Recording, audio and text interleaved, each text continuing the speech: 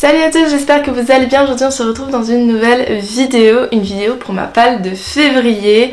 Donc c'est une vidéo dans laquelle je vais vous présenter les livres que je vais lire potentiellement en février si j'ai le temps, mais ce sera février-mars, c'est pour vous donner un petit peu une idée des lectures vers lesquelles je me dirige.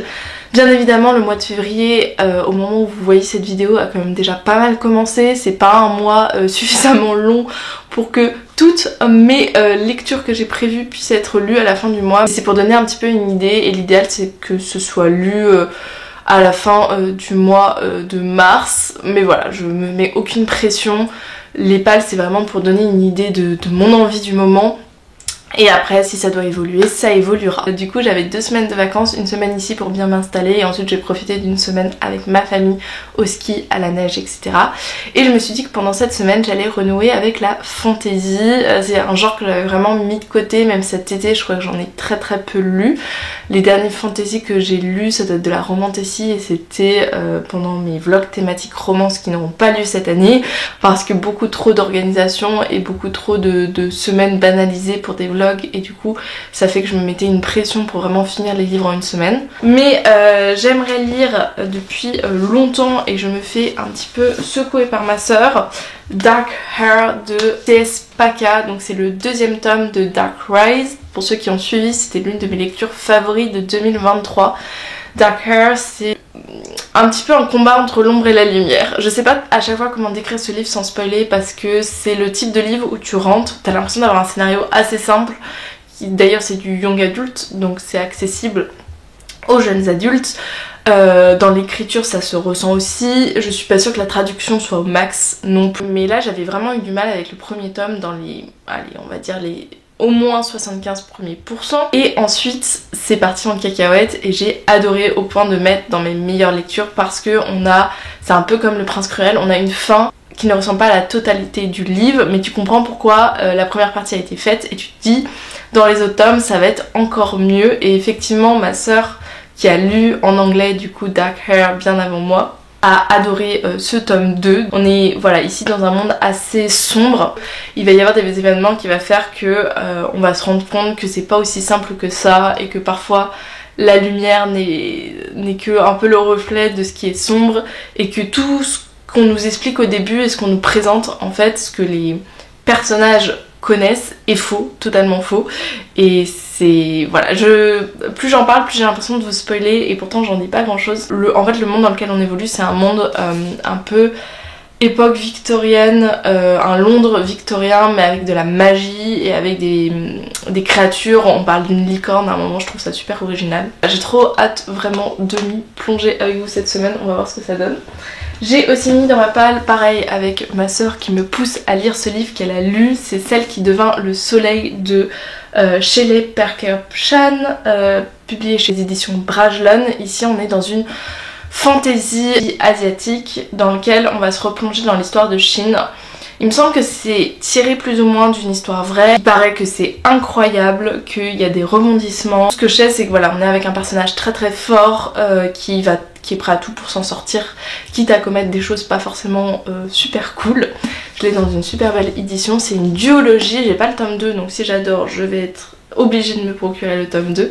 Voilà, le but c'est de découvrir avec vous ça cette semaine, sachant que ma soeur, pour elle, ça va être un 5 étoiles, donc je vous en donne des nouvelles. Ici j'aimerais glisser Les Portes Perdues de Sinan Makur, publié chez les éditions Pygmalion. On est ici sur un tout petit livre de fantasy assez original, c'est pas de la fantasy où on plonge directement dans un monde imaginé.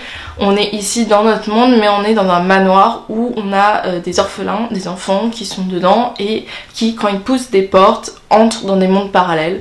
Et visiblement c'est plein de petits tomes où on va découvrir plusieurs enfants de ce manoir, et certains vont décider de passer la porte quand certains vont décider de rester dans le manoir. Du coup c'est un livre qui m'intrigue un petit peu. Et vous devez le savoir, en mars il y a souvent une semaine ou plusieurs qui sont dédiés, ou alors des contenus qui sont dédiés au féminisme, à tout ce qui est lié à l'égalité homme-femme. Notamment il y a la journée de la femme le 8 mars, et moi j'aime bien faire du contenu autour de ça à cette période, même si j'aime bien de toute manière en faire toute l'année. Mais à cette période je trouve ça plus propice, parce que justement comme beaucoup de personnes en parlent, je trouve ça a aussi plus de poids.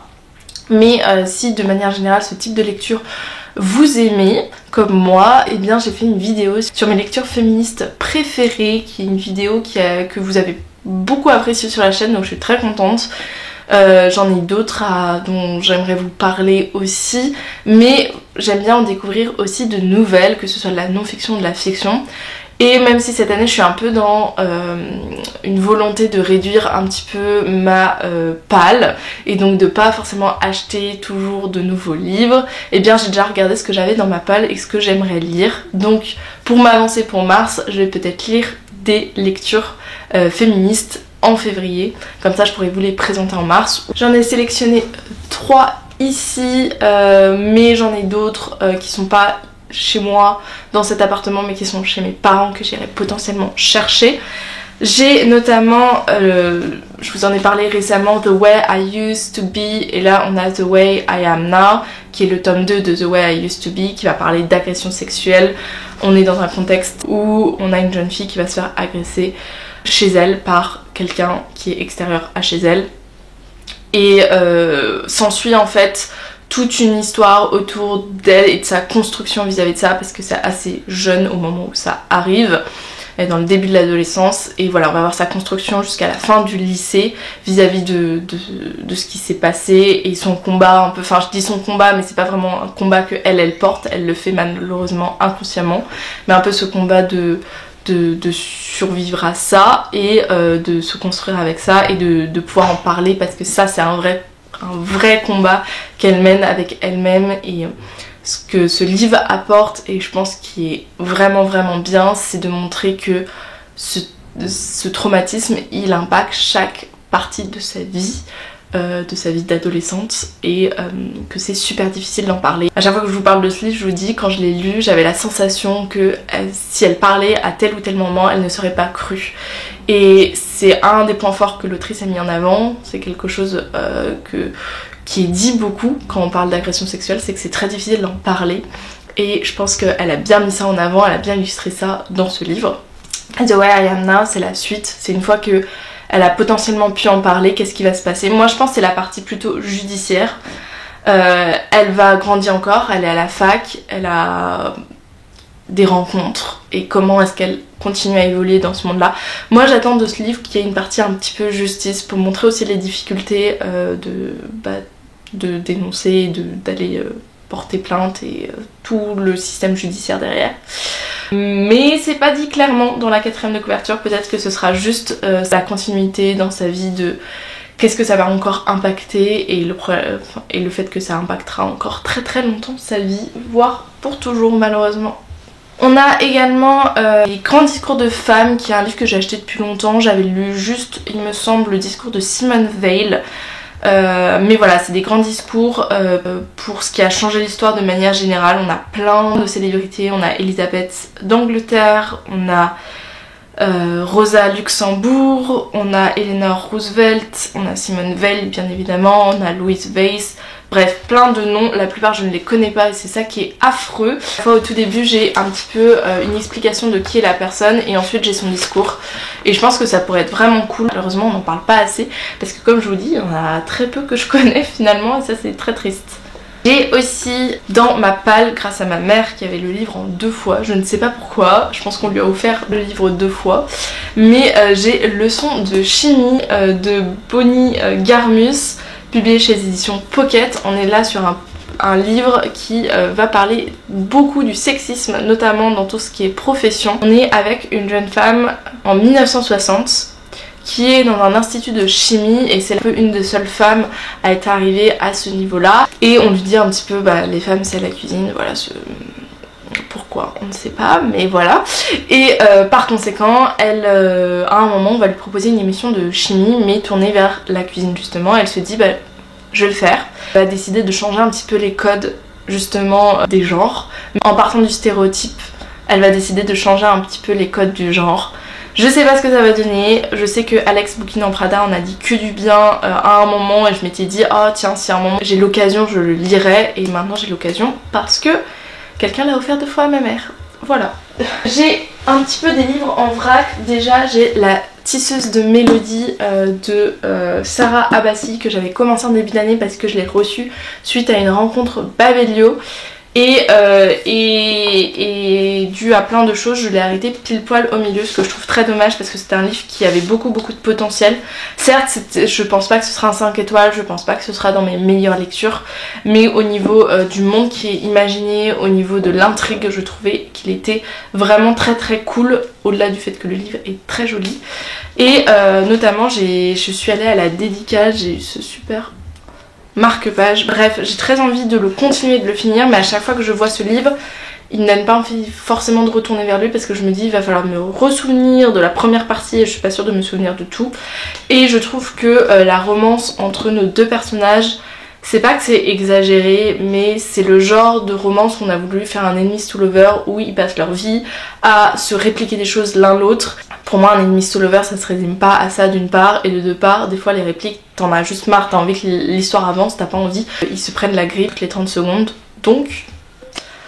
Ensuite, j'ai l'optique un petit peu de me remettre au classique. D'ailleurs, ce week-end, du coup, j'étais dans le sud, donc à Toulouse, et on a pris le train de Paris, donc ça faisait 4 heures aller, 4 heures retour.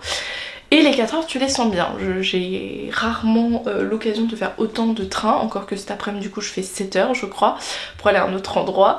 Mais j'ai eu l'occasion de lire un livre classique et je me suis dit, même si c'était pas un livre que j'ai adoré, que j'ai aimé, j'ai envie de lire plus de classiques et de m'y remettre et de lire des classiques qui ont un sens pour moi, parce qu'il y a beaucoup de classiques qui, je pense, dans lesquels je ne me retrouverai pas, et celui d'hier me l'a prouvé, mais il y a d'autres classiques, des petites pépites qui sont un petit peu cachées et qu'on présente malheureusement pas toujours au lycée et au collège, que j'aimerais bien lire. Et le premier notamment que énormément d'entre vous m'avaient conseillé et que j'ai dans ma palle depuis assez longtemps et que j'ai pas sorti à chaque fois au challenge, je vous le montrais mais je ne l'ai pas lu, et bah j'espère le lire ce mois-ci parce que sinon ça va pas le faire. C'est Jack London de... Ah, je sais jamais. À chaque fois je me trompe. C'est Martin Eden de Jack London, je vais y arriver. Martin Eden, c'est un livre pour être le plus simple possible, où on a un jeune homme qui va monter l'échelon social jusqu'à un petit peu sa chute. C'est un livre qui va parler du coup, je pense, des classes sociales. Je pense que ça illustre un petit peu le rêve américain, le fait que du coup ce jeune homme il va malheureusement ne pas rester au top. Je sais pas du tout ce que ça va être vraiment dans les grandes lignes, parce que j'ai juste entendu des personnes en parler et d'une belle manière. Vous avez été nombreux du coup à me le conseiller, donc je me suis dit il faut le lire, il est dans ma palle depuis trop longtemps, j'aimerais bien le sortir ce mois-ci. Je vous promets rien, mais en tout cas il sera lu, j'espère, avant l'été. Ce serait un petit peu mon but. On m'a offert à Noël un livre de fantasy, c'est Météores, la prophétie des phénomènes de Camille Alix, qui est un livre auto-publié. Je suis l'autrice sur les réseaux. Ce livre particulièrement me donnait bien envie. Je vais pas lire la 4ème de couverture parce qu'il y a beaucoup et je veux pas me spoiler, mais dans un monde de fantasy, ça dénonce un petit peu tout ce qui est écologie. Chaque famille, je crois qu'elle est destinée à un élément. J'ai pas tout compris, enfin je me souviens pas très bien, je dois vous avouer, mais je sais que quand j'avais lu certains extraits et certaines manières de décrire le livre de l'autrice, j'avais vraiment beaucoup aimé et je trouvais ça très intelligent de, à travers une fantasy, vouloir parler de ces sujets que sont notamment l'environnement, et je vais un petit peu voir ce que ça donne et vous en parler bien évidemment. Donc j'aimerais le lire ce mois-ci, à voir si c'est réalisable. Encore deux et après c'est fini, je m'en suis vraiment trop mis. Le premier que j'aimerais lire depuis très longtemps aussi, mais que j'ai pas encore mis dans un challenge, c'est Butcher and Blackbird de Brian Weimer chez les éditions Verso. C'est une dark romance assez spéciale parce que je pense que c'est la première dark romance que je vois sur beaucoup de chaînes qui n'aiment pas la dark romance. Donc j'étais un petit peu étonnée, et surtout des personnes qui aiment ça finalement. Et je me suis dit il faut que je me fasse mon avis sur ce livre d'une part, et d'autre part je pense qu'on va plonger dans quelque chose dont je n'ai absolument pas l'habitude en dark romance et qui pourrait être que positif. Donc je me lance. On est ici sur une histoire d'amour entre deux tueurs en série psychopathes, donc je sais pas du tout ce que ça va donner, mais je sais que Villa Emilia, tout ce qui est le délire par exemple vis-à-vis du fait que le personnage masculin est un gros psychopathe et que tous les deux ils sont un peu adeptes de médecine et donc il y a des trucs vraiment assez gore. J'ai lu ça, j'ai lu Deadly Funeral qui était un peu aussi assez gore dans une enquête policière avec un psychopathe. Et là on est aussi dans le même registre et j'ai très peur de ce que ça va donner. Parce que moi, le côté gore, c'est pas ce que je préfère. Donc souvent, je me sens assez mal à l'aise. Mais des fois, ça crée des beaux contextes. On va voir ce que ça va donner avec celui-là. Enfin, je vais vous parler d'un dernier tome qui est un tome parce que je me trouvais que cette palle ne comportait pas assez de romance MM ou d'ailleurs de romance de manière générale. Visiblement j'ai beaucoup d'ambition pour la fantasy, mais je me suis dit que j'avais très envie de découvrir Ranger Wolf. J'ai acheté 2 de ses livres à la Wicon pour la découvrir et du coup j'aimerais bien me lancer avec un premier livre qui est du coup Witsec, le tome 1 Léo de Ranger Wolf. Du coup un peu dans un monde où c'est des services secrets, on a une équipe de services secrets et je crois que chaque tome est sur un couple différent. Alors je sais pas si à chaque fois les deux personnages sont dans l'équipe des services secrets ou alors on en a un qui est dedans et un qui ne l'est pas. Mais là en tout cas on est sur un jeune homme qui intègre Witsec qui est l'organisation de top secret et qui, je pense qu'on va mêler un petit peu tout ce qui est enquête ou en tout cas opération des services secrets à une romance avec un de ses coéquipiers. Là je sais pas trop si ça va être un Enemies to Lovers, mais en tout cas ce qui est sûr c'est que ça promet un petit peu d'être sombre parce que Liam il a un passé pas très facile et j'ai très hâte de voir comment l'autrice écrit ce livre. Est-ce que ça va me donner envie de poursuivre? J'espère grandement parce que c'est une grande saga et que j'adore ce type de saga romance MM où t'as plein de sagas où t'as une sorte d'ambiance familiale avec une équipe. C'est le cas par exemple dans Swords, c'est le cas dans plein de livres et notamment Witsec, je pense que ça peut totalement le faire avec moi. Sur ce, j'ai terminé, cette vidéo était suffisamment longue, beaucoup trop de livres à lire en février, j'espère que ça vous donnera une petite idée de livres que vous-même vous pouvez lire ou alors tout simplement l'occasion de faire votre propre palle pour février. Donc si vous avez déjà une idée des livres que vous allez lire, n'hésitez pas à les mettre en commentaire, moi je vais lire tout ça un petit peu, notamment des livres que vous pensez qu'il faut que je lise là dans les 6 mois à venir, n'hésitez pas. N'hésitez pas aussi à vous abonner, ça fait toujours plaisir, mettre un petit like et sinon je vous dis à la semaine prochaine pour une autre vidéo. Salut!